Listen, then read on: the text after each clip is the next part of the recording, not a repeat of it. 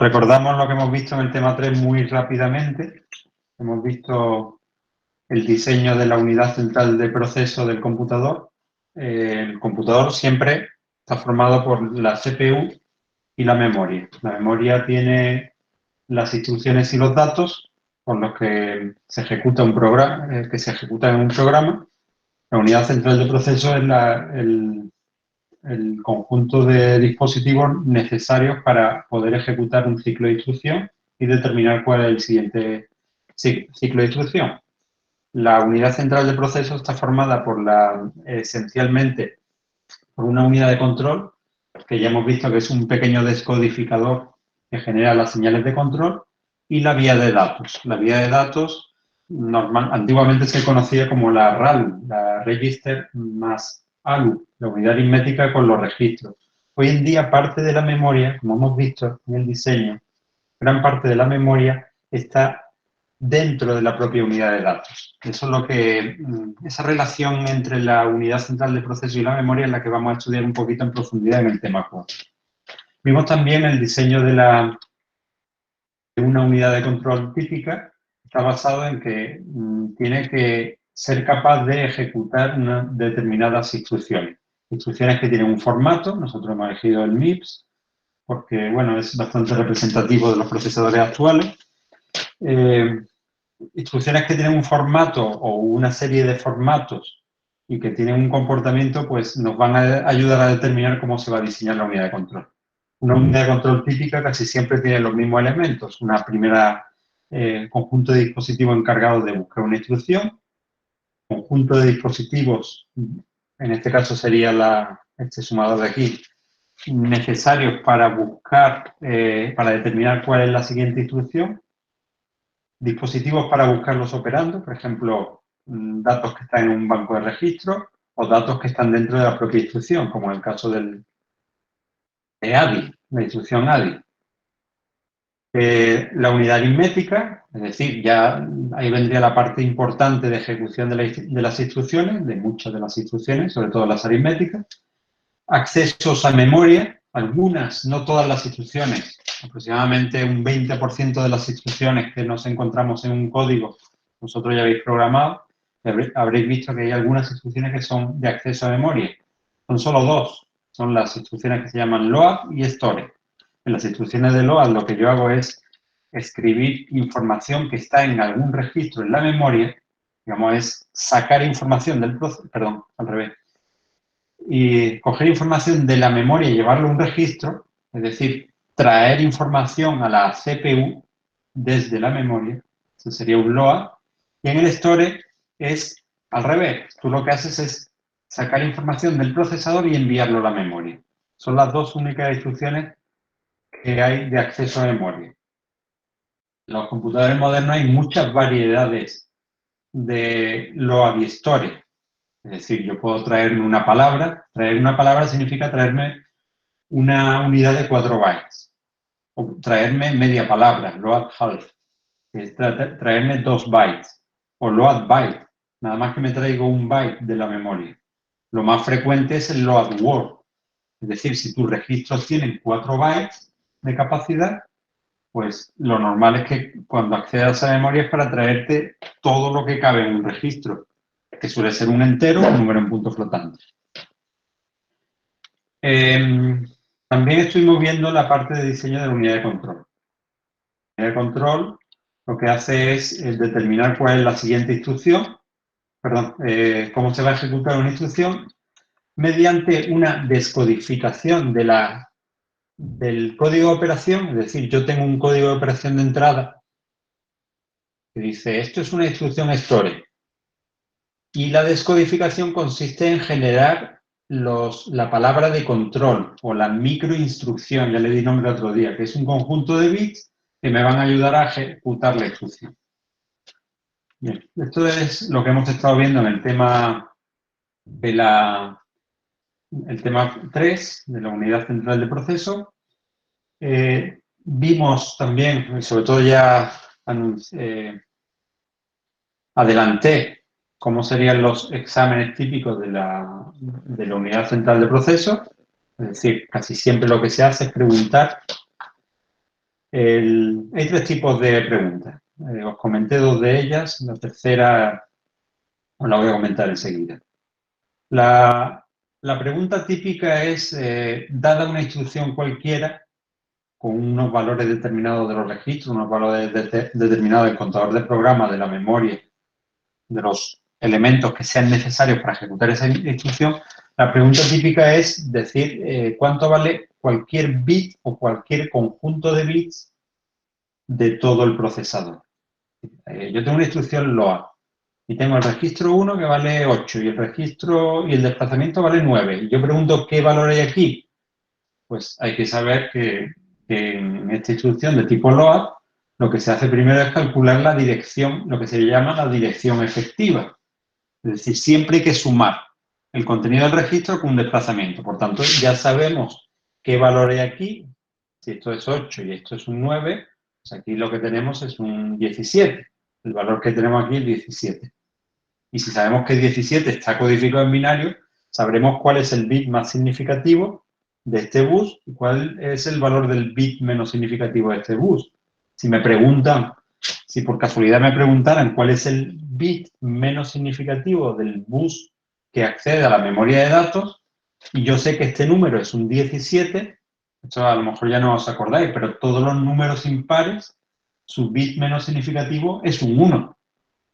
Por tanto, si 17 es un número impar, pues el bit menos significativo de ese bus sería un 1. Eso por poner un ejemplo de que se puede saber cualquier valor de cada bit del circuito. ¿Alguna pregunta? Haremos, si hay examen, que ahora lo comentaremos, pues haremos ejercicios durante la semana antes del examen, ampliaremos los ejercicios que hay. Otra pregunta típica de exámenes es añadir una nueva instrucción al conjunto de instrucciones para el que está preparado este procesador base, ¿no? Entonces ya vimos como, por ejemplo, si yo lo que quiero es saltar, yo tengo un valor del contador de programa y ya no quiero ir a la siguiente posición, ni quiero ir a lo que diga PC más 4 más desplazamiento, sino que yo lo que quiero es saltar y el destino está guardado en el banco de registros, pues a lo mejor la pregunta es, ¿qué tengo que hacer aquí para...? Pues por supuesto hay que añadir una nueva fila en la unidad de control. Por cada instrucción que se añada, la unidad de control tiene que tener una nueva fila. Esa nueva fila me va a decir, pues, para el código de operación correspondiente a esa nueva instrucción, cuáles serían los bits de salida. Y luego tendría que rellenar los valores de esos bits de control. Y ahí ya depende de qué tipo de instrucción estoy ejecutando. Ahora voy a poner un segundo ejemplo, ¿vale? O un tercer ejemplo.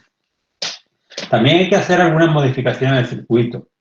Si yo quería saltar y el destino del salto está en este bus, pues ya vimos que una de las posibilidades era coger, no sé si puedo pintar aquí directamente,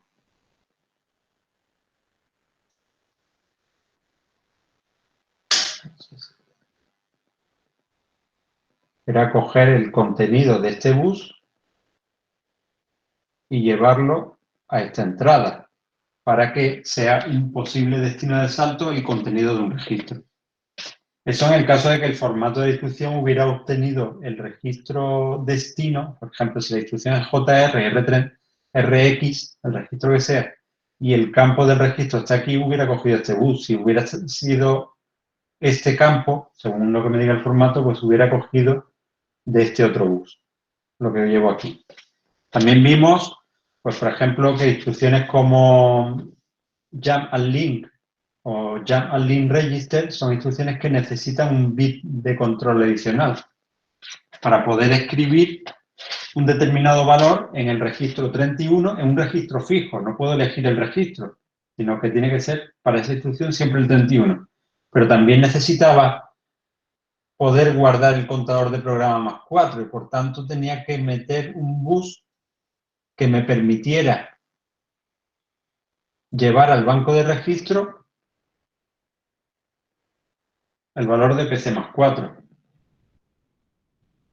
Y a lo mejor, en algunos casos, me veo obligado a ampliar una señal de control. Por ejemplo, el bit de control FC que me dice qué es lo que voy a guardar en el banco de registro. Antes yo tenía dos posibilidades. Yo puedo guardar en el banco de registro lo que viene de la ALU y lo que viene de la memoria de datos.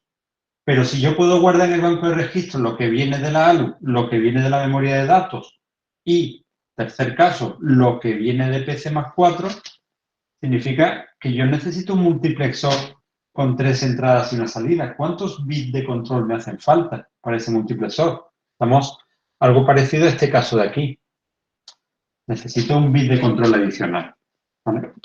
Es decir, en el año que yo pregunté, hay que poner una instrucción jump and link, y cuáles son los valores del punto de control, pues prácticamente nadie me puso aquí que había que ampliar FC, pero sí es necesario.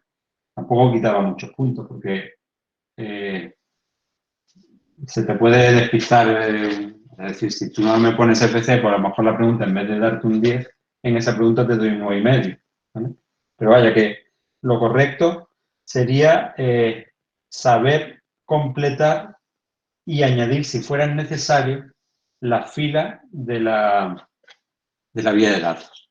Otra pregunta que ha caído algún año es añadir un par de instrucciones, que es el ejercicio que voy a hacer nuevo hoy. Un par de instrucciones al computador, que sería la SRR y LRR. Son instrucciones Store Register Register, por darle un nombre, y Load Register. Load sería el equivalente. ¿Vale? ¿Qué es lo que hacen estas instrucciones? Pues más o menos lo que haría sería, en el registro, en la instrucción LOAD, voy a poner el caso de la instrucción LOAD primero. La instrucción LOAD, lo que hago es llevar al registro destino lo que se encuentra en la memoria. Es una instrucción LOAD. Lo que está en la memoria, voy a representar así, lo voy a llevar al registro destino. Pero, ¿en qué dirección de memoria? Hasta ahora, las direcciones efectivas de memoria se habían calculado siempre sumando un registro y un desplazamiento. Me estoy inventando una instrucción que las instrucciones se guardan, la información se guarda en una dirección de memoria cuyo valor se obtiene de esta forma, sumando el contenido de dos registros. Eso para el store, eso para el LOA. Y en el store, ¿qué es lo que se hace? El contenido del registro B, ¿vale?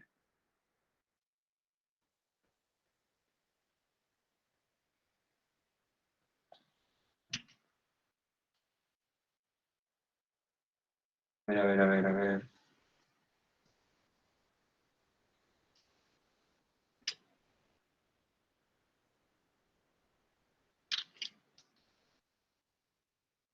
El contenido de un registro se lleva a la dirección de memoria que se obtiene usando los registros fuente 1 y fuente 2.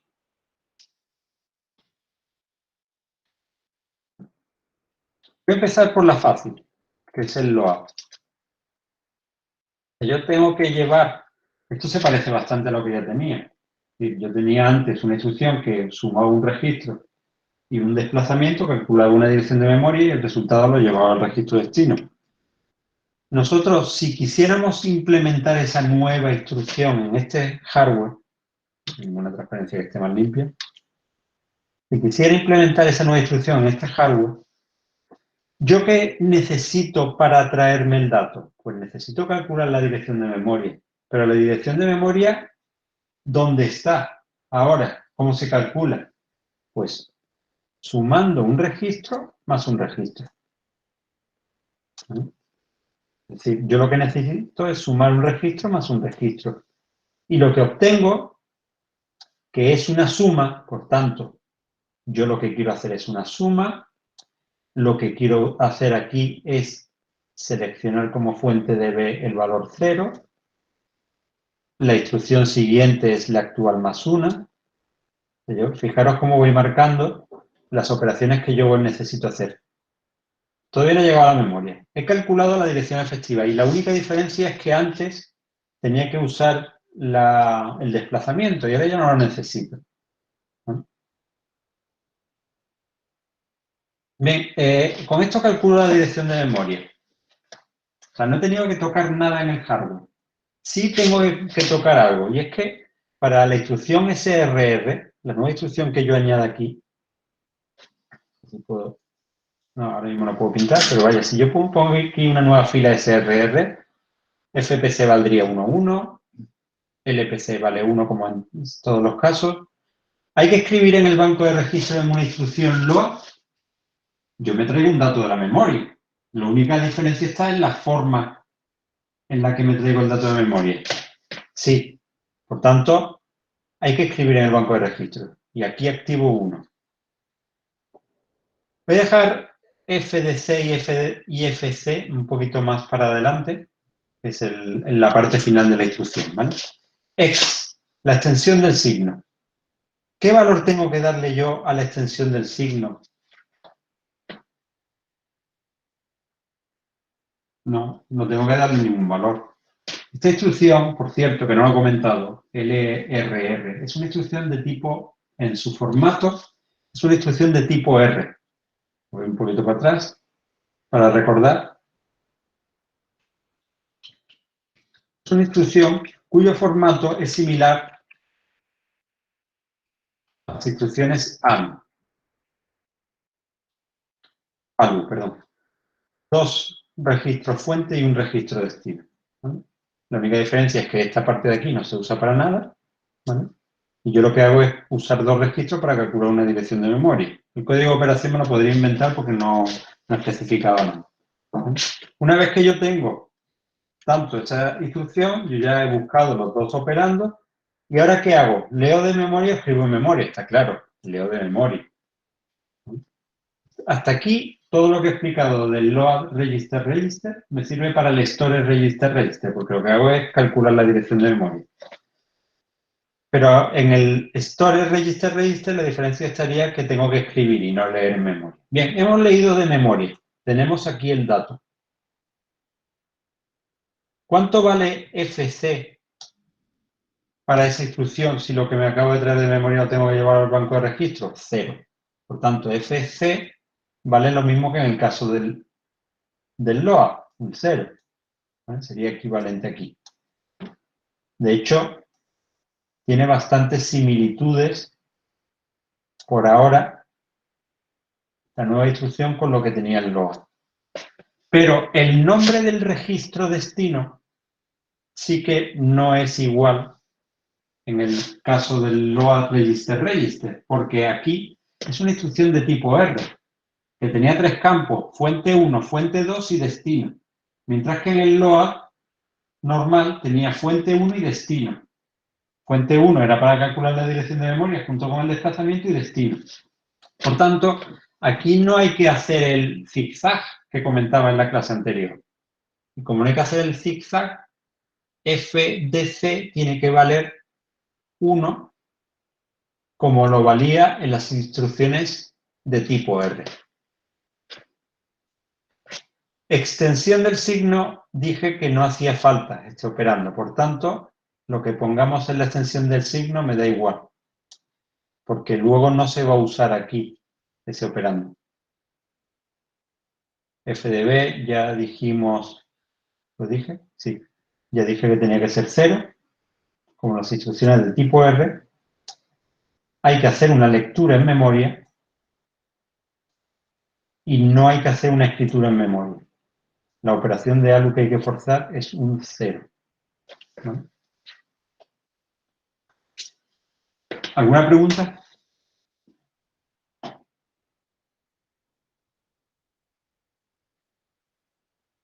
Miro el chat. Profesor, Sí, dime, hombre. yo no me he enterado muy bien por qué has puesto 1.1 en la FPC. En la FPC. No me he enterado muy bien por qué has puesto ahí 1.1. Esta es la más fácil, porque FPC 11 significa seguir en secuencia. Es una instrucción que no es de ningún tipo de salto, ¿vale? Déjate el micrófono abierto, a ver si veo que me ha extrañado un poco que no hayas visto eso rápidamente. Es decir, todas las instrucciones que son de salto tienen que elegir o 0,1 o 1,0.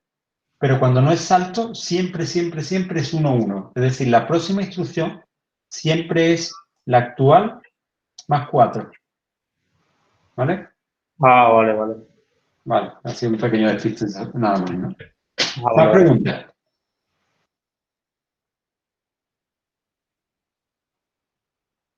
Bueno, pues estamos viendo que es una combinación de operación de ALU y de LOA.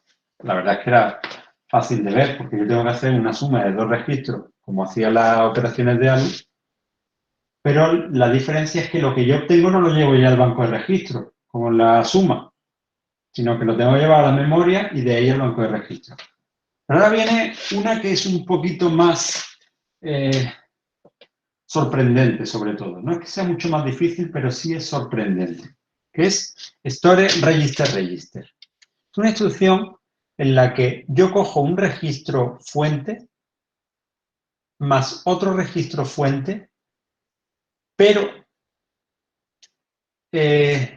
con la dirección de memoria que yo obtengo, lo que hago es, tengo que llevar el contenido de un tercer registro a la memoria.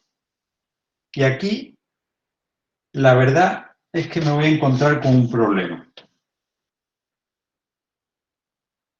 Yo elijo un registro, y ahí me una que esté más limpita. Elijo un registro, fuente 1, elijo un registro fuente 2, sé cómo calcular la dirección de todo esto. La nueva instrucción es muy fácil porque nuevamente yo ya puedo reaprovechar cosas que ya tengo. Esto de aquí, la operación aritmética que tengo que hacer es una suma, la fuente de B vale 1, tengo que escribir en memoria, no tengo que leer de memoria, la extensión del signo es que me da exactamente igual lo que haga. Fuente de C, aquí no tengo que llevar nada al banco de registro, por tanto, fuente de C y FC me da igual, no tengo que guardar nada, tengo que llevar algo del banco de registro a la memoria, no tengo que escribir. Y por supuesto hay que hacer el load del PC. Pero aquí me falta algo. Aquí me falta algo bastante serio. Y es que en esta instrucción yo tengo que leer el contenido de 3 registros. Yo para poder ejecutar esta instrucción necesito leer RF1, leer RF2, perdón, leer RF1, leer RF2, pero también necesito ver su contenido para llevarlo a la memoria. ¿Y está preparado este hardware para este? No. ¿Pero se puede preparar? Por supuesto. Y eso es lo que quiero que tengáis muy claro, que yo puedo siempre modificar el hardware añadiéndole si fuera necesario. Fijaros lo que estoy dibujando aquí. Un tercer puerto de lectura. Voy a llamarle a este puerto D. Sería un nuevo puerto de lectura. De esa forma yo puedo leer el contenido del registro fuente 1, del registro fuente 2 y de otro registro. ¿Vale? Y gracias a eso yo ya puedo llevar ese registro, lo que yo lea, ¿a dónde lo tengo que llevar? A la memoria de datos. Es decir, necesito que este registro que acabo de leer lo pueda llevar a la memoria de datos. ¿Vale? Y así pongo esta flechita, porque de esa forma ya puedo leer el registro fuente 1, el registro fuente 2 y un tercer registro que se llamaría, teóricamente se podría llamar registro fuente 3. Necesitaría, por tanto, seleccionar también ese registro. Lo mismo que yo puedo seleccionar, no sé si recordáis que yo podía seleccionar el registro A, el nombre del registro A, el registro B y el registro C, pues necesito poner una nueva entrada para poder seleccionar el registro. Lo voy a llamar DD. ¿vale? Esta entrada DD adicional en el banco de registros me permite seleccionar qué registro, el contenido de qué registro voy a volcar yo en el bus de salida D. Si, por ejemplo, si la instrucción fuera, voy a poner una instrucción store, register, register. El registro fuente 1 sería el 23, el registro fuente 2 sería el 12 y el registro destino, que no sería un destino aquí, sería el 14, sería el tercer campo. Entonces, ¿qué es lo que haría? Recordad estos números, 23, 12, 14, ¿vale? Pues yo el registro 23, digamos que aquí pondría el 23 y de aquí saldría el registro, el contenido del registro 23. Aquí pondría 12 y de aquí saldría el contenido del registro 12. Tanto 23 como 12 los sumo para calcular los contenidos, no 23 y 12, sino los contenidos de los registros 23 y 12 los sumo y aquí obtengo la dirección de memoria. Y ahora el contenido del registro 14 que habré seleccionado usando los bits 15 a 11, es el tercer campo lo hubiera seleccionado y aquí que tengo el contenido del registro 14, ¿de dónde lo llevo? A la memoria. Claro, esta sería la modificación. Necesito un banco de registros del que pueda leer 3 registros. Necesito que la salida de ese registro, de ese tercer registro, vaya a la memoria de datos, a un bus, al bus de escritura, al bus desde donde llega la información que yo voy a escribir en la memoria de datos. Esto ya hubiera sido no para nota, porque esto ya no lo consiguió nadie, pero aquí hace falta un multiplexor y una nueva señal de control. O sea, este multiplexor, para poder elegir entre casos que yo escriba lo del bus B en la memoria para las instrucciones store de toda la vida y que escriba del bus D en memoria para las nuevas instrucciones SRR. ¿Vale? La pregunta, para que bueno, no penséis que es demasiado complejo el ejercicio, porque la pregunta que cayó en examen, no sé si hace un par de años, fue load register register. ¿Vale? Y de la pregunta store register register se hizo solamente una pregunta corta que decía ¿qué modificación hay que hacerle al banco de registro para una instrucción SRR? ¿Vale? Y la respuesta era añadir un tercer puerto de lectura. Recordamos que en un banco de registro los lugares de donde yo saco información se llaman puertos de lectura, ahí ve, y el lugar donde se guarda información sería puerto de escritura. ¿Vale? En este caso, puerto C. ¿Alguna pregunta? Profesor. ¿Sí? ¿Más fuerte puede ser? ¿No se escucha? Ahora sí, ahora ya, correcto. Vale. Con lo del multiplexor, si suponemos que sí que se hubiese preguntado, ¿vale? Sí. Habría entonces que añadir otra señal de control, otra columna, ¿no? Efectivamente. Esa señal de control le podríamos llamar FM, sería el correcto. De memoria, vale. Sí, fuente para la memoria. ¿Vale? Vale, O sea, si yo gracias. le tuviera que dar un nombre a esta señal, lo voy a marcar aquí. A esta señal le llamaría FM. La definición sería de dónde viene la información que voy a guardar en la memoria. Y tiene dos opciones. Por poner un nombre a cada una de ellas, le llamaría opción 0, lo que viene del registro B,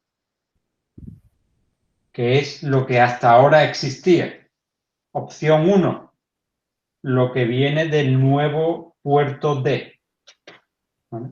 Esta sería la única diferencia, por tanto, entre el store rate, el SW y la SRR, sería ese bit de control, ¿vale? Y alguna diferencia hay aquí también, por ejemplo, el FB, aquí me he equivocado, este sería un 0, ¿eh? sea, este de aquí no. Digo en la SRR, ¿eh? La hipotética instrucción SRR sería lo mismo que el store, solo que hay algunas pequeñas diferencias. No lo voy a repetir, de todas formas está siendo grabado todo esto, así que podéis echar para atrás. ¿Alguna otra pregunta? Insisto que vamos a hacer más ejercicios y ahora yo creo que es el momento de hablar del examen. Me habéis pedido que si en vez de ser el 1 de mayo, podría ser una semana más tarde, el 8 de mayo.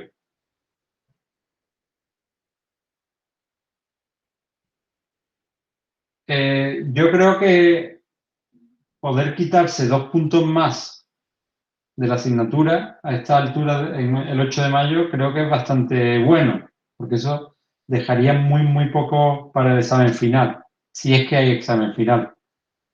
Los ejercicios van a ser de este tipo, son o bien determinar los valores de determinados buses o bien implementar nuevas instrucciones, teniendo en cuenta que las instrucciones que yo ponga en el examen serán muy similares a las que estamos, o sea, casi seguro que habrá un par de instrucciones, una de ellas ya la he dado en las clases y otra de las nuevas, pues alguna pequeña modificación de alguna existente. O sea que no debería tener gran complejidad ni requerir bastante esfuerzo. O sea, hay que estudiar un poquito, entender cómo está hecha la unidad de control, perdón, la unidad central de proceso. ¿Sí? Profesor, ¿os han dado alguna indicación sobre la evaluación o lo que sea? ¿Ya? Acabo de ver el periódico en el sur que nos están instando a que toda la evaluación sea continua, es decir, que no haya apenas nada en el examen final y que, por supuesto, los exámenes finales sean online. Entonces, yo lo que intento es, pues, intentar eliminar materia lo más pronto posible. Sé que, además, algunos profesores están optando por todo lo contrario, sino que lo están dejando todo para el final, cuando normalmente lo que harían serían exámenes parciales. Entonces, yo creo que puedo compensar esa parte, ¿no? Vale, gracias.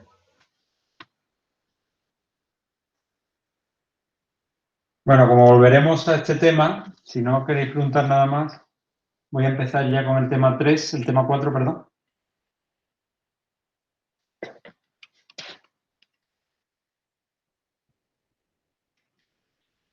Ahí en el campus virtual hay varios juegos de transparencias para el tema 4. Yo he elegido la que se llama opción 3 en el campus virtual, porque versión 3, efectivamente. Más que nada por ser consistente con lo que se imparte en el otro grupo, porque a mí me da igual. El contenido es el mismo, casi hay algunas ligeras diferencias de orden a la hora de presentar el tema, pero bueno, que yo me puedo adaptar a cualquiera de las presentaciones. Bien, objetivo del tema es estudiar una parte fundamental del computador, como es la memoria, centrándonos en lo más necesario, lo más importante en el diseño de una memoria actual es que sea rápida. Y el objetivo aquí va a ser sobre todo optimizar el rendimiento de la memoria. Entonces, bueno, primero una ligera introducción para hablar la función de la memoria, la parte que nos falte por conocer, lo sabéis casi todo. Luego hablaremos de la parte más importante que sería la memoria cache. Es el centro del tema. No vamos a ver memoria entrelazada. Ya sabéis que el número de lecciones que yo tengo en este curso, por coincidir muchos lunes y muchos viernes con festivo, pues lo tengo limitado y una de las lecciones que he suprimido es la de memoria entrelazada. Y de memoria virtual haré un pequeño avance porque esta parte se estudia un poquito más en profundidad en la última clase del curso en sistema operativo. Vamos a hablar de la introducción. Memoria es el lugar donde se guardan las instrucciones y los datos que usa el computador, ¿vale? Normalmente en los computadores antiguos había una única memoria principal, se conocía como main memory, memoria principal. Allí, en ese almacén, estaba toda la información. Incluso no había registros, es decir, no había otro lugar donde guardar la información, ni siquiera había un disco secundario. Si nos vamos a la época del ENIAC, pues cuando uno cargaba un programa en memoria, literalmente había que guardar un 1 y un 0 en cada una de las posiciones de cada uno de los bits de la memoria. Y luego se ponía en marcha el computador.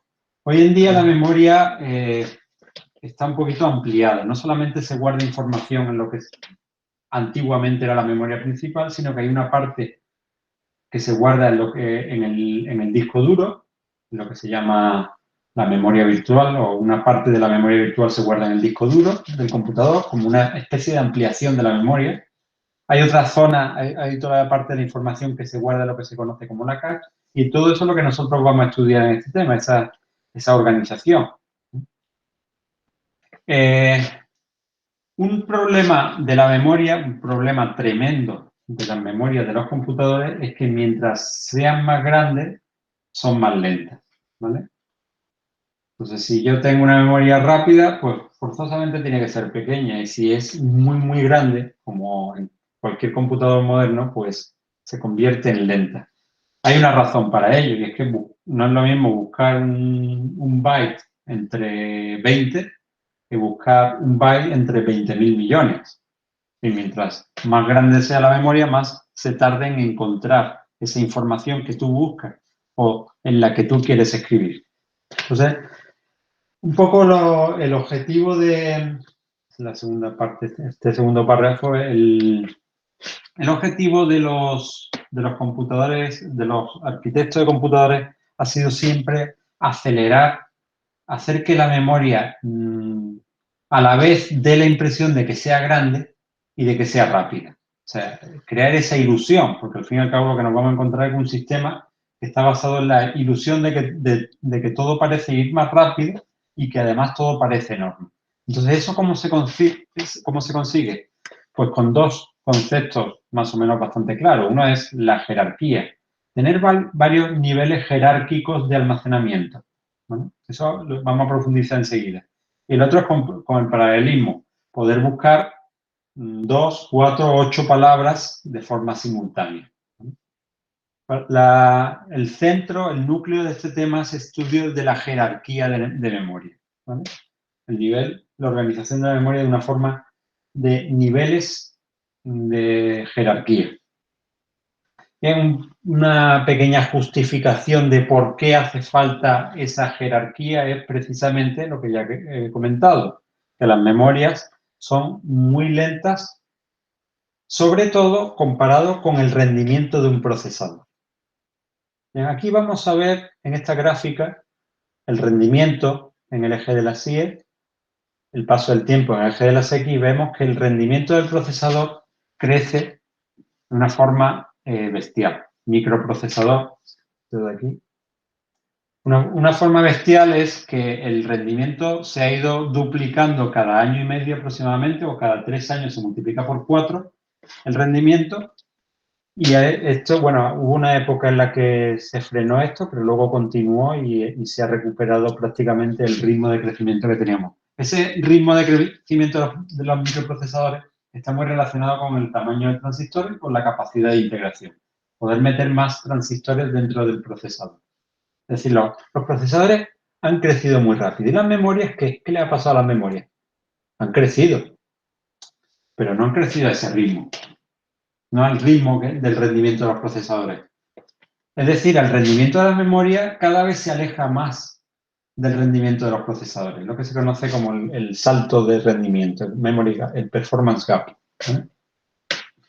Es decir, cada año las memorias son mucho más lentas respecto a los procesadores. ¿Por qué? Si las memorias están hechas también con los mismos semiconductores que los procesadores, pues precisamente porque son más grandes. Entonces, si tú aumentas el tamaño cada año cada año y medio un factor 2, pues significa que vas a tardar el doble en encontrar la información dentro del chip. Y por mucho que sea más rápido el encontrar la información, si vas a tardar el doble o vas a tener que dar el doble de pasos para poder encontrar información, se te vuelve lento. DRAM.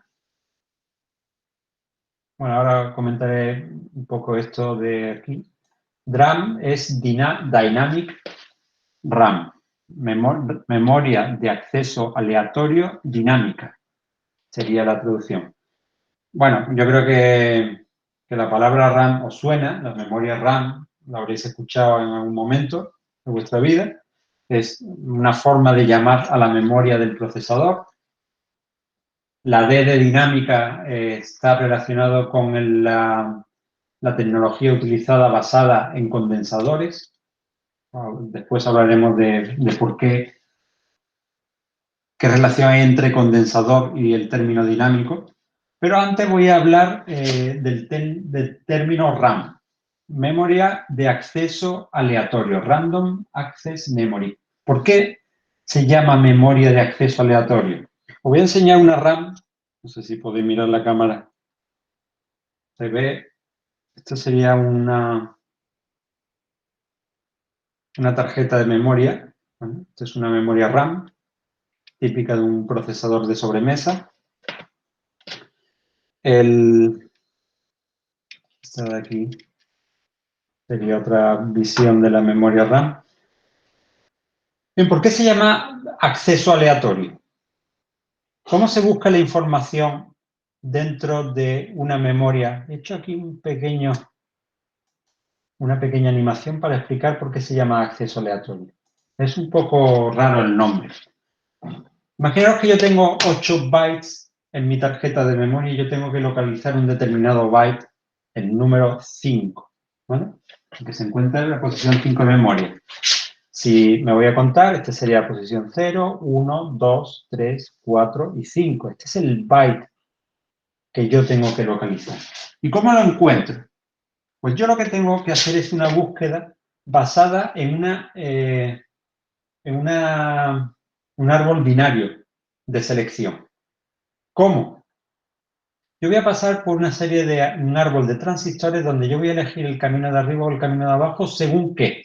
Según los bits que forman la dirección de memoria. Yo quiero localizar el byte que se encuentra en la posición 5 de memoria. ¿Qué hago? Cojo el byte más significativo y me dice, esto es un 1. Pues eso significa que se encuentra, espera, voy a ver, que esto se encuentra de la mitad de la memoria.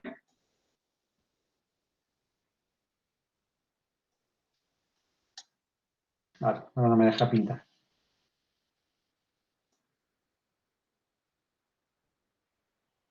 Que se encuentra de la mitad de la memoria hacia abajo.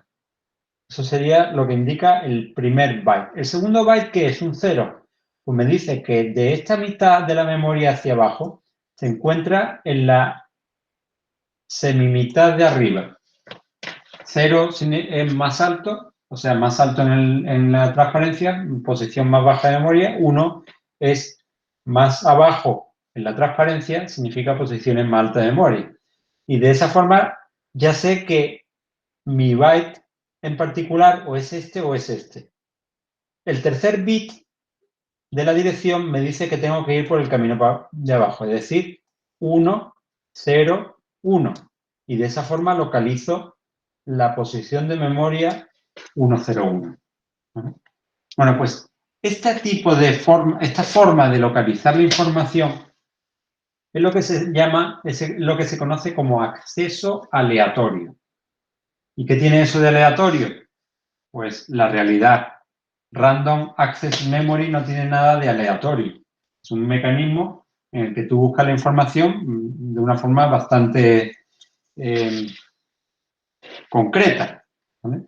Ahí no hay nada de aleatoriedad, pero se empezó a llamar aleatorio en 1950 por un determinado motivo. Y es que las memorias hasta ese momento eran de acceso secuencial. Es decir, para buscar yo un byte en la posición número 5 tenía que ir, ¿es este? No, es este no, es este no, es este no, es este no, es este sí. Eso es lo que se conoce como acceso secuencial. En la memoria de acceso secuencial, yo tenía que ir recorriendo todos los libros de la biblioteca hasta encontrar el libro concreto que yo intentaba buscar. O sea, es, digamos, la forma en la que antiguamente se buscaba la información. No sé si recuerdo, o sea, bueno, seguro, habéis visto las cintas de cassette antiguas donde se guardaba la música anteriormente. Bueno, pues en las cintas de cassette, el que quería escuchar la quinta canción de un disco, pues tenía que ir recorriendo todas las canciones una detrás de otra hasta localizar, porque estaba guardada la información en una cinta y había que avanzar de una forma secuencial hasta localizar la información. Muchas veces se tardaba mucho en encontrar una canción dentro de un cassette. Luego se inventó otro tipo de acceso en los tocadiscos, el LP, pues uno, digamos que accedía a la información de forma directa. En el acceso aleatorio, se llama acceso aleatorio porque las memorias antiguas de acceso secuencial funcionaban muy bien cuando un programa tenía que las instrucciones una detrás de otra. Es decir, si yo buscaba una instrucción, inmediatamente después buscaba la siguiente, a lo mejor saltaba dos hacia atrás. Digamos que el acceso secuencial no estaba demasiado mal para buscar las instrucciones. El problema es cuando uno tenía que acceder a datos que se encontraban situados en posiciones aleatorias de memoria. Imaginaros que en una cinta de cassette yo quiero escuchar la música del disco de forma aleatoria.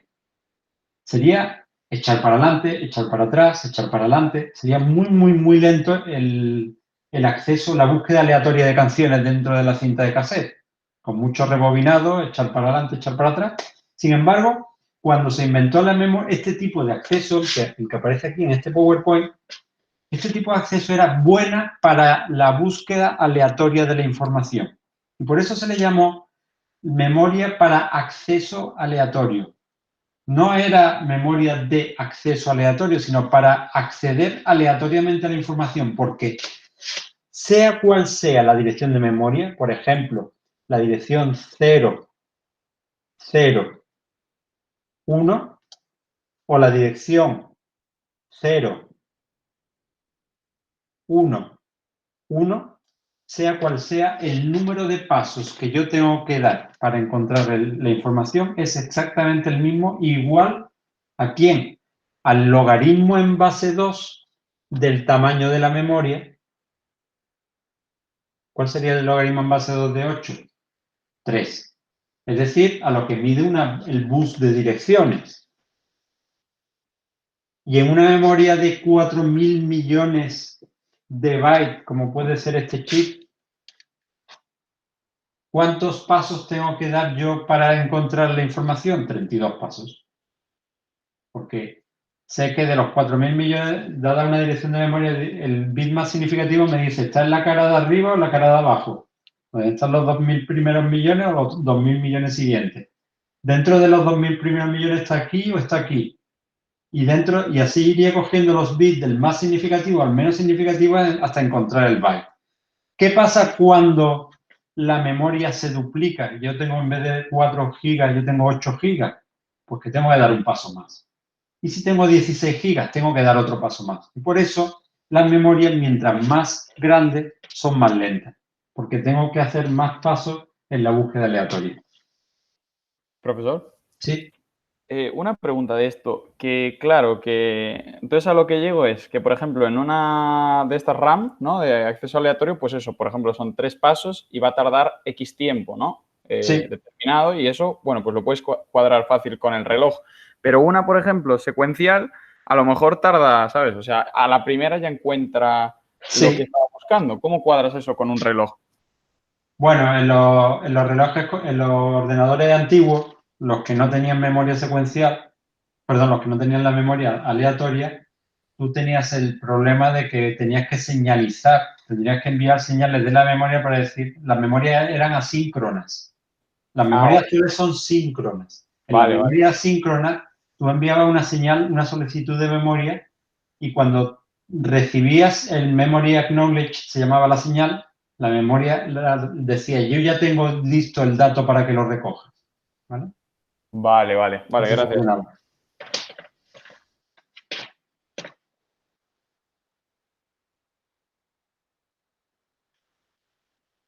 No, esto no es. Bueno, esto era casi un poquito de curiosidad de saber cómo funciona el acceso a la memoria, pero que también tendrá relevancia un poquito más adelante. Por tanto, vemos que en memoria, esta es otra forma de ver el salto de rendimiento, los procesadores hoy en día son capaces de ejecutar varias instrucciones en un solo ciclo de reloj, es lo que se representa aquí, mientras que para acceder a memoria hacen falta muchos ciclos de reloj. Y esto cada vez se vuelve peor.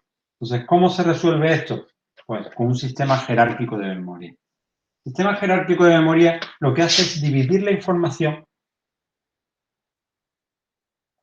en varios niveles de almacenamiento. Todo lo que antiguamente era un solo dispositivo, hoy en día está repartido en varios niveles de almacenamiento. ¿Vale? Y todo eso se consigue, o sea, de esto, ¿para qué sirve hacer esa distribución jerárquica o de varios niveles de almacenamiento de la memoria? Pues nos aprovechamos de que hay algo que se llama el principio de localidad que casi siempre se cumple en los procesadores. El principio de localidad es algo que hace que tener varios niveles de almacenamiento sea útil.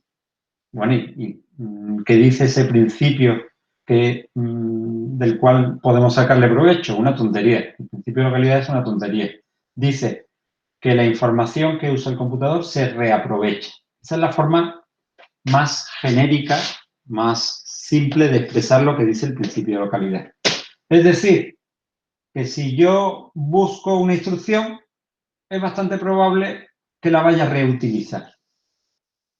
O si yo busco un dato, es bastante probable que lo vaya a reutilizar.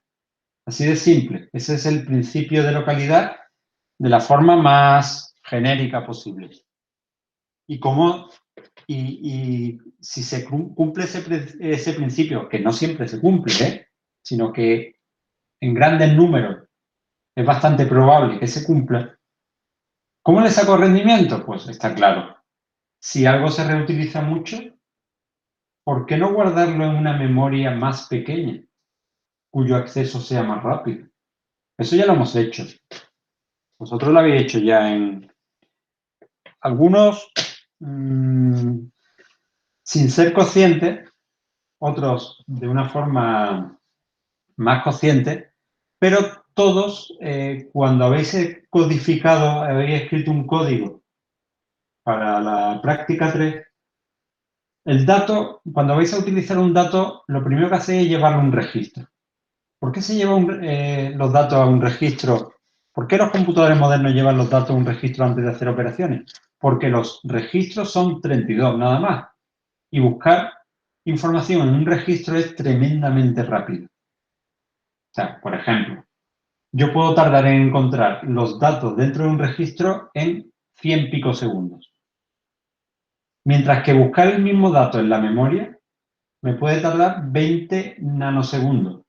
Estoy hablando de que la memoria es 200 veces más lenta. Así que mejor coger un dato y llevarlo a un registro y trabajar con la información dentro de los registros. Ese sería mi primer nivel de almacenamiento, el más rápido. Los datos que más se utilizan. Entonces, yo podría, por ejemplo, imaginaros que yo tengo que sumarle a un número, el que está en el registro 8, yo tengo que sumarle 20 veces, 20 valores de un array, de un vector. Yo podría coger, sumarlo y guardarlo en memoria, traerlo de memoria, sumar, guardarlo en memoria, traerlo de memoria, sumar, guardarlo en memoria, ir acumulándolo de esa forma. No tiene sentido, porque el exceso de uso de memoria, lo que hago es, lo mantengo en el banco de registro porque el acceso es muy rápido. Aparte que son menos instrucciones, evidentemente. Y solamente llevo la información a memoria cuando ya no tengo más espacio, no tengo tantos registros como para guardar toda la información, o cuando ya no lo voy a usar nunca más. ¿Vale? Y entonces es cuando finalmente se devuelve a la memoria principal la información. Esto hasta ahora nosotros habíamos usado los registros de una forma explícita en nuestro programa. Cuando queríamos usar un registro estaba escrito. El dato lo llevamos al registro 8. ¿Vale? Sin embargo, la organización jerárquica de memoria intenta extender esa idea de aprovechar los almacenes más rápidos de una forma que sea completamente transparente al programador. Es decir, que el programador no sea consciente de que existe una división de la memoria en varios niveles de almacenamiento. Así que todo lo que vamos a ver a continuación son modificaciones al hardware con el que se fabrica la memoria, pero que no afectan en nada al diseño del computador. Es decir, a lo que sabemos de cómo funciona un computador. Es decir, nosotros seguimos sabiendo que hay que buscar una instrucción en memoria, pero de una forma abstracta, esa memoria va a ser más rápida de lo que yo me esperaba. ¿Por qué? Porque hay algo detrás.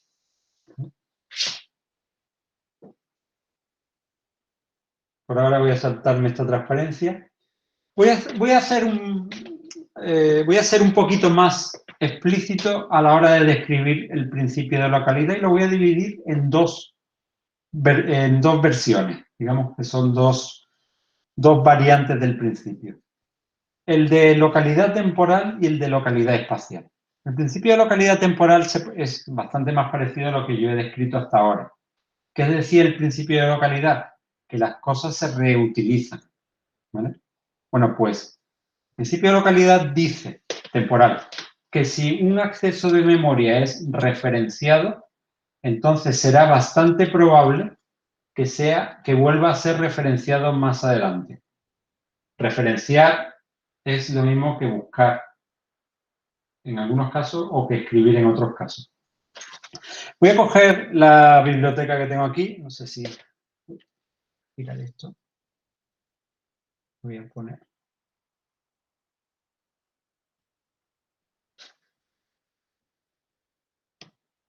No, es que si pongo la cámara voy a... yo tengo aquí un libro. ¿Vale? Historia... Un libro de África. ¿Qué dice el principio de localidad temporal? Pues que si yo le echo un vistazo hoy, es muy probable que mañana le eche otro vistazo. ¿Vale? ¿Qué hago? Pues automáticamente lo voy a guardar en un almacén intermedio. Vamos a darle un nombre a ese almacén intermedio, mucho más pequeño, pero mucho más rápido. Le voy a llamar cache. Entonces voy a hacer una copia. Cuando yo, recordad, cuando yo me traigo algo de la memoria con un load, con un storage, no lo quito de la memoria, simplemente hago una copia de lo que está en memoria en un registro. Pues ahora no, como este libro lo voy a leer hoy, voy a guardar una copia en la cache. Voy a poner aquí la cache, traigo una mesita para representar la cache. Acabo de poner una copia del libro en la cache. ¿Para qué me sirve eso? Pues porque la próxima vez que yo vaya a buscar el libro, no voy a tardar, si tengo 4.000 millones de libros, voy a tardar un montón de tiempo en encontrar un libro. Pero si tengo una cache pequeña, tardo muy poco. Y me encuentro la información en la cache, que es una gran ventaja. ¿Vale? ¿Y por qué sé que esto funciona? Porque los programas tienen localidad temporal. ¿Vale? ¿Sí? Una pregunta. ¿Y tú lo que guardas es una copia del libro, por así decirlo? Sí. ¿O una copia de la dirección donde se encuentra el libro? La copia del libro. Entero, ¿no? Sí. Claro, evidentemente la realidad es que estoy hablando de un byte. No es un libro. Ya, pero para saber por si es un registro de datos muy grande, pues si los copias todos enteros o simplemente te redirecciona. Yo te digo el contenido. Ahora hablaré un poquito más de eso. Pero yo traigo el contenido. Vale. Voy a poner un ejemplo de lo que es la localidad. A es igual a 3, B es igual a... Voy a declarar aquí un vector igual a 4,5,6,7. Y ahora, ¿estáis viendo este código? Un ejemplo. A es igual a A más B de I. Vale. Este código, digamos que de alguna forma detrás del código hay una instrucción ADI para el registro I, el registro que tenga la I. Hay una instrucción A, hay un LOAD, aquí para traerme el dato de B. Aquí hay una instrucción add, aquí hay un store para guardar. Voy a elegir BDI.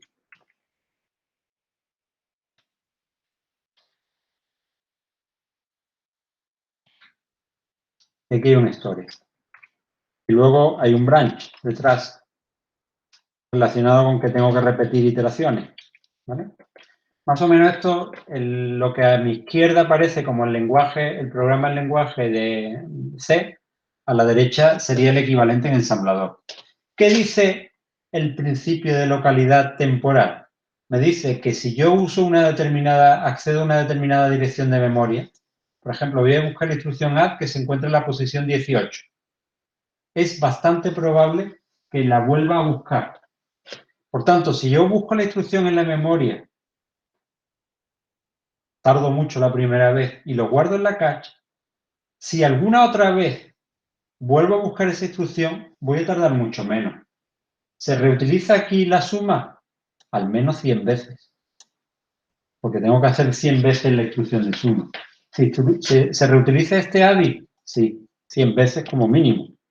Incluso el store 100 veces. Estas 4 instrucciones y la quinta también, todas se reutilizan. Es decir, las instrucciones se reutilizan porque hay muchos bucles. Aunque un programa tenga, a lo mejor el programa tiene 10 instrucciones, pero 5 de ellas están metidas en un bucle y solamente hay un bucle en el programa, pero ese único bucle se ejecuta 100 veces. Con lo cual, este programa de 10 instrucciones va a ejecutar 500 instrucciones que están dentro del bucle y 5 que están fuera del bucle. Por tanto, la mayor parte del tiempo se pasan los códigos dentro de bucles y las instrucciones se reutilizan una y otra vez, principio de localidad temporal. ¿Y los datos se reutilizan? Pues sí.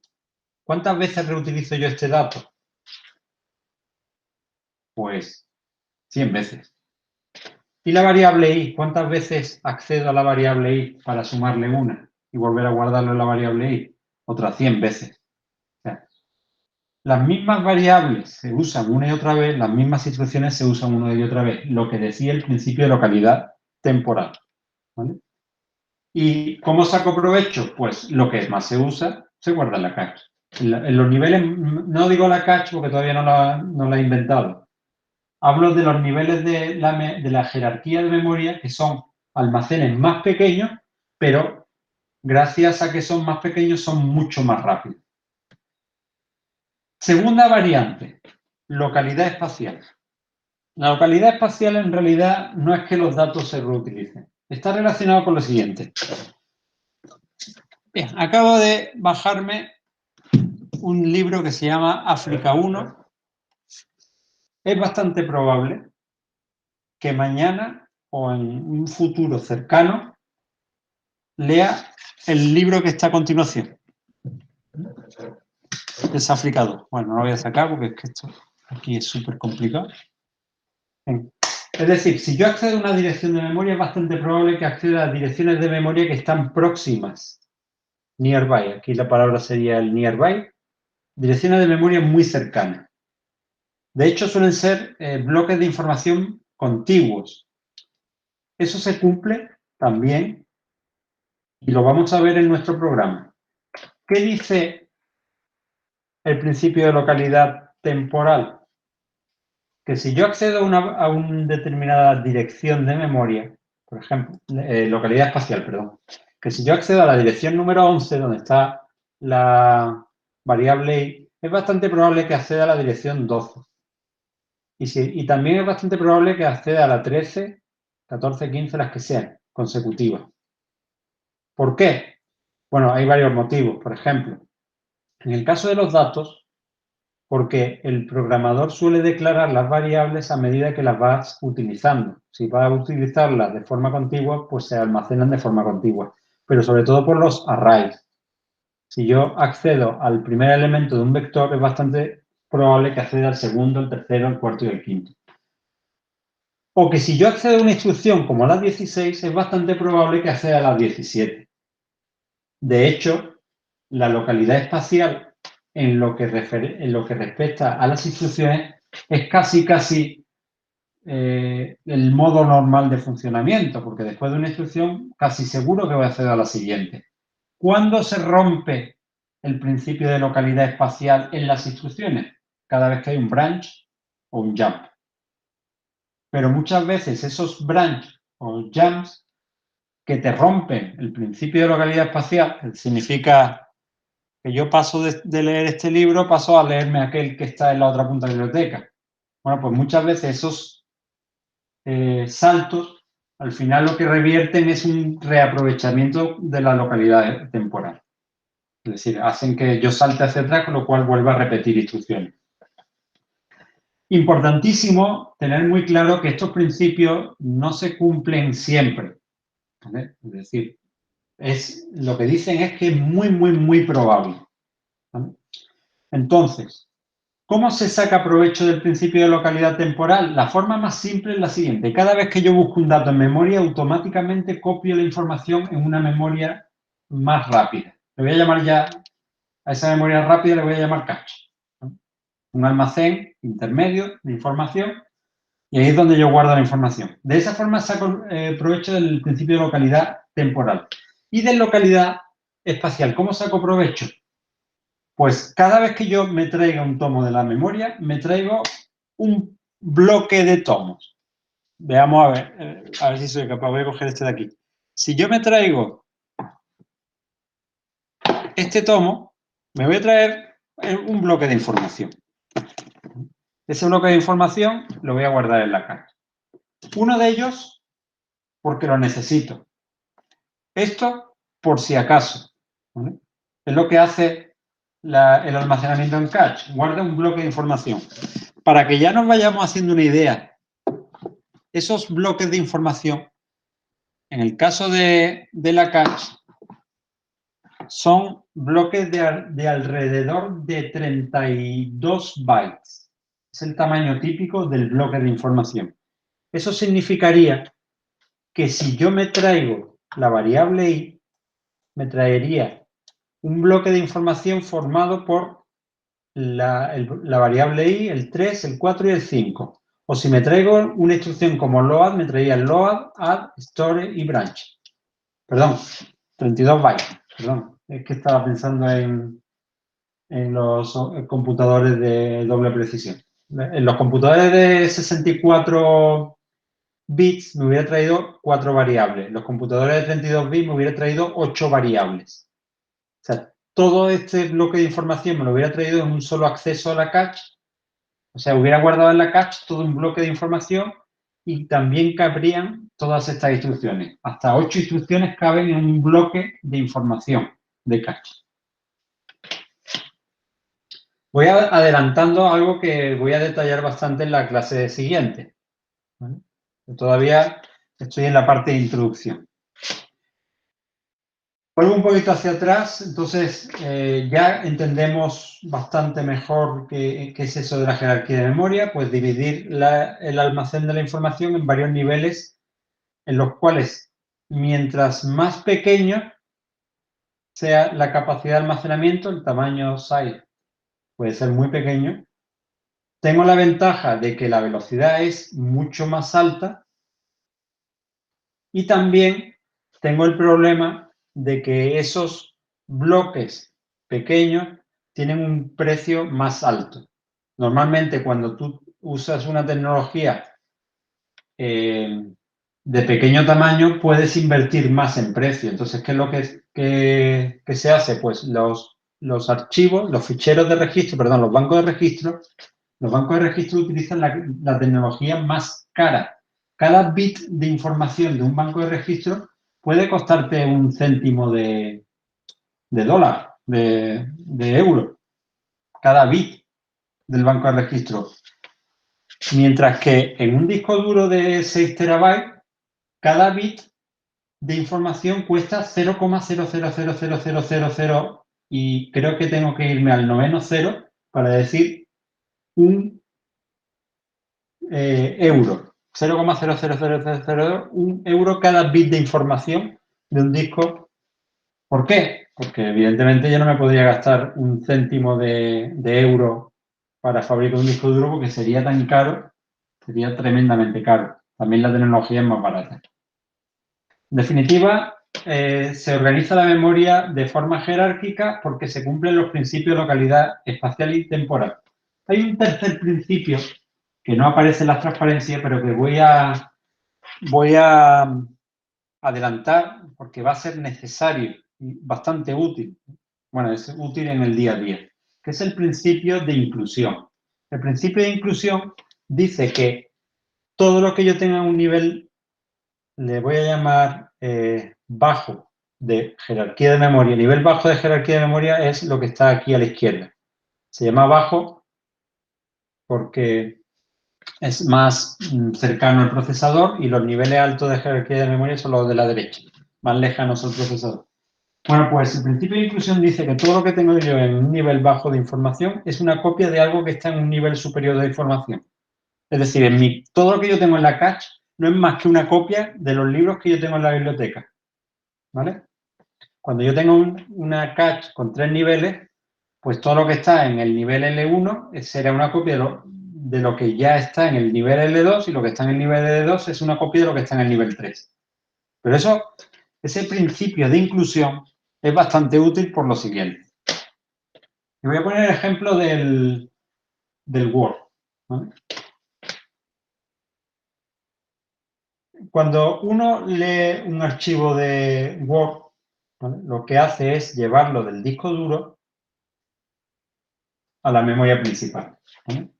Entonces, mientras lo que haga yo sea nada más que leer el contenido del archivo Word y meterlo en la memoria principal, pues en realidad lo que es la memoria principal es una copia de algo que también está en el archivo secundario. ¿Qué ocurre cada vez que yo escribo una palabra en el Word? Automáticamente estoy rompiendo el principio de inclusión. Lo que yo tengo en memoria, y estoy escribiendo sobre el Word, que estoy trabajando con la información que está en memoria, no es lo mismo que está en el disco duro. ¿Y eso es bueno o es malo? Eso tiene un problema. ¿Qué pasa si se va la luz? ¿Eh? ¿Qué pasa si se te bloquea el ordenador y llevas media hora trabajando en un archivo Word? Pues como no se está cumpliendo el principio de inclusión, corres el riesgo de que un fallo te deje sin... Entonces, ¿cómo se puede garantizar el principio de inclusión? Pues activando el autoguardado. El autoguardado hace que automáticamente se cumpla el principio de inclusión. La memoria cache es exactamente igual, ¿vale? Cada vez que yo hago una modificación, cada vez que yo hago un cambio en la información que está en la memoria cache, automáticamente tiene que estar reflejado también en memoria principal, ¿vale? Así, de esa forma, si se garantiza el principio de inclusión, tendremos una visión de la memoria mucho más coherente. Es decir, todo lo que está en la cache es exactamente igual que algo que está en la memoria.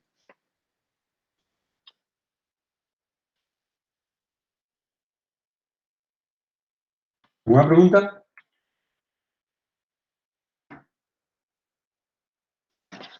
Ya un poco para ir adelantando conceptos.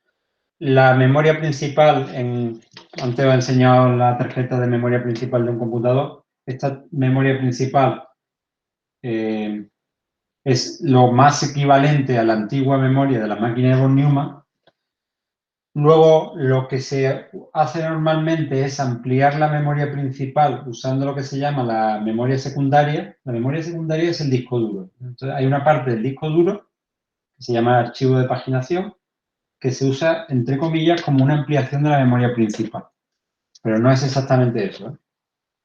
Después hay varios niveles de almacenamiento que se llaman las cache L1, L2 y L3 en los procesadores modernos.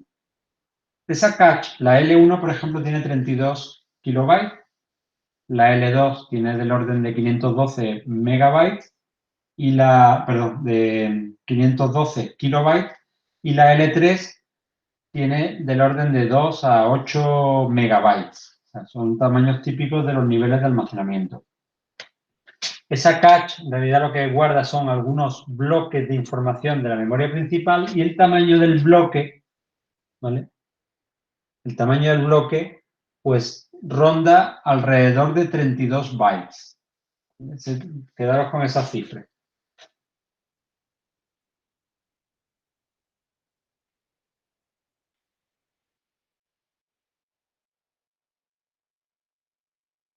Esto repite lo que he ido contando hasta ahora. Bueno, hay un par de términos necesarios, el hit y el miss. Imaginaros que yo voy a leer un libro. ¿Vale? Venga, vamos a leer Rimas y leyendas de Gustavo Adolfo Bécquer. Entonces, ¿qué es lo primero que se hace? ¿Qué es lo primero que hace el computador en la unidad central de procesos para buscar una instrucción o un dato? ¿Dónde va a mirar primero? La cache. ¿Está en la cache? Sí. Bueno, pues ya tenemos el primer concepto, hit. ¿Vale? Hit significa acierto, éxito en cache. ¿Vale? Miss, fallo, no está en la cache. Bueno, pues las referencias a memoria, cada vez que yo busco una instrucción en la primera parte del ciclo de instrucción, se puede producir un acierto, un fallo. Si hay un acierto, tardó muy poco, si hay un fallo, tardó mucho. Así de claro, hit, muy bueno, miss, malo. Si además la instrucción fuera luego de vectores, también tengo que buscar un dato en memoria. Puedo tener acierto, hit, bueno, miss, malo. No está en cache. Tengo que ir a memoria principal. Ante un fallo, cada vez que hay un fallo, hay que ir a la memoria principal. Bueno, pues todo, absolutamente todo lo que tú traes de memoria principal y lo llevas al procesador, tanto en una búsqueda de instrucción como en un load, todo se copia a la cache. ¿Vale? Esto es muy importante. Y si nada más que lo va a usar una vez, ¿para qué lo copia la cache? Porque no sabes el futuro. No sabes cómo va a evolucionar un código nunca. Entonces, como no sabes cómo va a evolucionar el código, te tienes que aguantar. Te tienes que aguantar y hacer lo que es mejor, por si acaso, y como el principio de localidad me dice que voy a aceptar casi seguro, por si acaso lo copias a la cache. ¿Vale? Y ya, una vez que está en cache, se ha producido, sabes que la próxima vez que busques ese libro, Rima de leyenda, tendrás un acierto.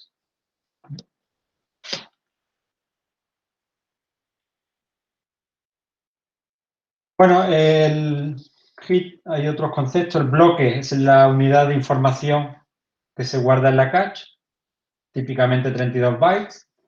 Hit rate, la tasa de aciertos, es qué fracción de accesos a memorias supone un éxito en el nivel, en la cache, por decir un cierto nivel de la jerarquía de memoria.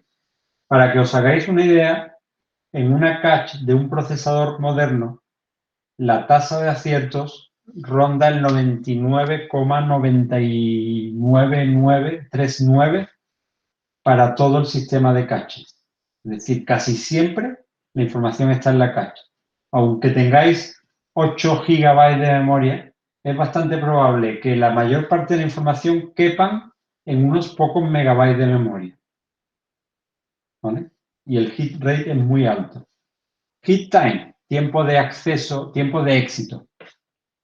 Es el tiempo que se tarda en acceder a un determinado nivel de almacenamiento, el que yo estoy evaluando. El tiempo de acierto de la cache, en el caso de la L1, la cache más rápida que hay, la que más se utiliza, pues en el caso de la L1 el ritmo es un ciclo de reloj del procesador. Es decir, ya he conseguido la ilusión de encontrar la información en la memoria tan rápido como si la memoria fuera la mejor posible.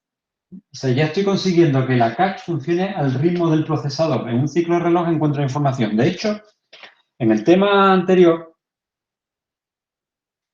esto que aparece aquí es una parte de la cache. Y esta es la cache L1 de instrucciones. Esta es la cache L1 de datos. sea, en realidad esto no es que la memoria esté ahí, la memoria del computador esté ahí, sino que hay una parte de la memoria del computador que es la que se usa más, que es la L1, ¿vale? Y esa L1 casi siempre se divide en dos. Una cache para guardar las instrucciones y otra cache para guardar los datos. Y se accede súper rápido. Es decir, aquí tardo picosegundos en encontrar la información. Aunque mi memoria principal sea de 4.000 millones, la mayor parte de la información la voy a encontrar aquí. De hecho, yo no me he preocupado en ningún momento de qué pasa, porque yo siempre he supuesto que la información la voy a encontrar aquí. Bueno, pues ya sabéis, que tengáis claro que una de cada 100.000 veces, la información puede que no esté ahí y que tenga que buscarla fuera. Pero eso ya me preocuparé a lo largo del tema que actúa. En la tasa de fallo, pues es 1 menos la tasa de acierto, y la penalización por fallo es el tiempo que yo tardo. Por ejemplo, si yo voy a leer un libro y en vez de tardar 1 minuto, tardo 1 hora en encontrarlo en la biblioteca, la penalización por fallo sería 59 minutos. El tiempo de más que yo tardo por culpa de que no se haya producido un acierto. La gran ventaja de la cache es que el tiempo de acierto es muy, muy inferior a la penalización por fallo. Por eso hace falta cache con muchos aciertos. Y lo último, el último concepto que voy a dar en la clase de hoy es el tema de las etiquetas, ¿vale? Las etiquetas es un tema bastante preocupante para organizar una cache. Y está relacionado con lo siguiente. A ver, un segundito. Me voy a escapar. Estoy buscando. Creo que aquí tengo.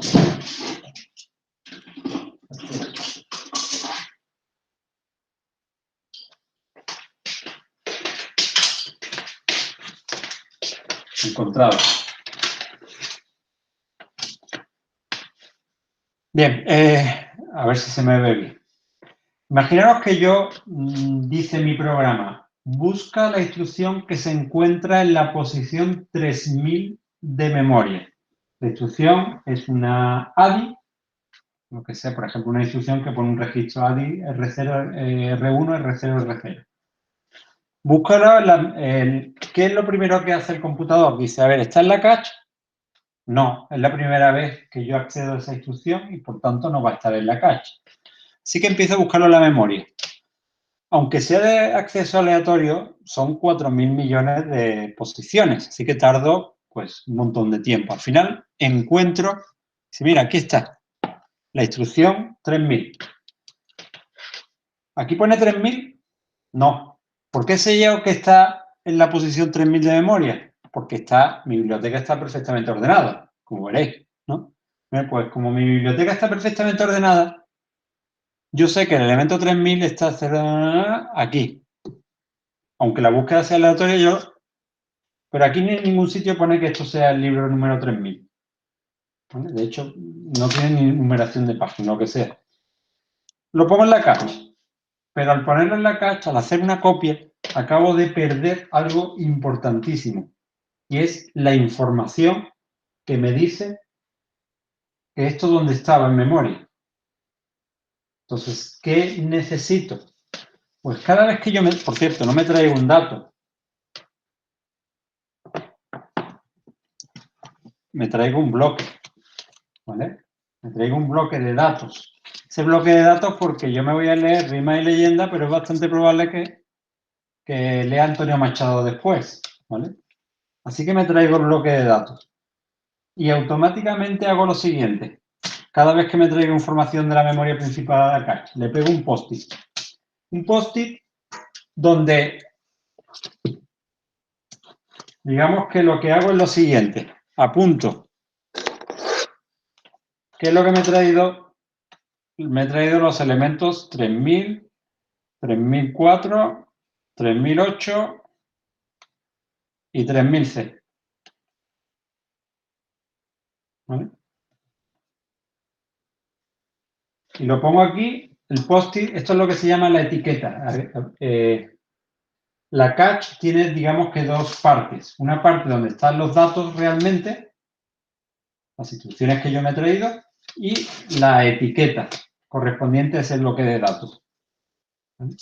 ¿Por qué la etiqueta es tan importante? Porque yo cuando voy a buscar información en la cache, si solamente están los datos, yo no sé esto de dónde viene. Sin embargo, gracias al post-it, dice, hombre, aquí están los tomos 3000, 3004, 3008 y 3000C. ¿Vale? De hecho, es tan absurdo ponerle una etiqueta a cada uno de las palabras del bloque que lo que normalmente hace el computador es ponerle una etiqueta del bloque. Y dice, el bloque que tú tienes ahí, ¿cuál es? El de las palabras 3000, 3004, 3008 y 3000C. Bueno, pues le vamos a poner bloque 300. Entonces tú pones un identificador del bloque, que no es más que una parte de la dirección de memoria que tienen en común todos los bytes de este bloque, que es el 300. 3000, 3004, 3008 y 3000C son bloques que todos tienen en común el 300. Esta es la etiqueta. ¿Qué ocurre? Que yo al día siguiente, cuando yo voy a buscar información en la cache, digo, a ver, ayer me leí rima y leyenda. Es decir, ayer me leí el bloque 3000. Hoy, por localidad espacial, me voy a leer Antonio Machado, que es el 3004. Voy a ver si está en cache. Si el 3004, entonces debería estar en el bloque 300. ¿Tengo el bloque 300 en cache? Sí, porque aquí tengo un bloque cuya etiqueta es 300. Entonces, aunque yo me haya perdido la información al traerlo de la memoria principal a la cache, gracias a la etiqueta puedo recuperar la información. Entonces se ha producido un éxito. El primer éxito, porque con rima y leyenda tuve un fallo, ya que tuve que copiarlo de la cache, de la memoria principal a la cache, pero con Antonio Machado ha tenido un éxito, gracias a la localidad espacial en este caso. Y si no he terminado de leerlo esta noche y mañana vuelvo a leer lo que me queda de Antonio Machado, eso sería localidad temporal, vuelvo a reutilizar el mismo bloque. Bueno, espero que haya quedado claro los conceptos más importantes antes de estudiar un poquito en detalle la cache, que son, resumiendo, la memoria principal es lenta. Entonces, para mejorar el rendimiento de la memoria principal se divide la memoria o se estructura en varios niveles de almacenamiento, donde hay niveles mucho más rápidos, caros y pequeños, que no tienen más que copia de información, que están en niveles más lentos, pero mucho más grandes. ¿Por qué? Pues porque la mayor parte de la información se reutiliza y la puedo guardar, puedo sacar ventaja de ello guardándolo en la memoria rápida, en la cache. ¿Qué más hemos introducido? Pues que gracias a la localidad temporal eso funciona, y gracias a la localidad espacial merece la pena traer no un byte, sino un conjunto de bytes, concepto de bloque. Toda la memoria principal, como la memoria cache, está organizada en bloques contiguos, no solapados de información. Etiquetas, otro concepto que hemos introducido. Pues cuando yo saco la información de memoria principal y la guardo en la cache, automáticamente pierdo la referencia. ¿Cómo mantengo esa referencia? Por la necesidad de usar etiquetas. Y por último,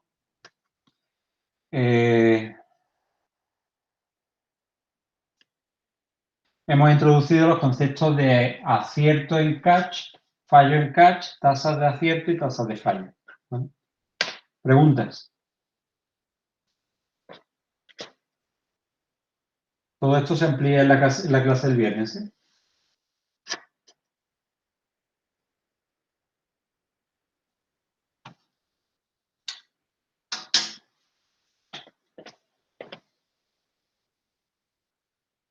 Bueno, pues nada, muchas gracias.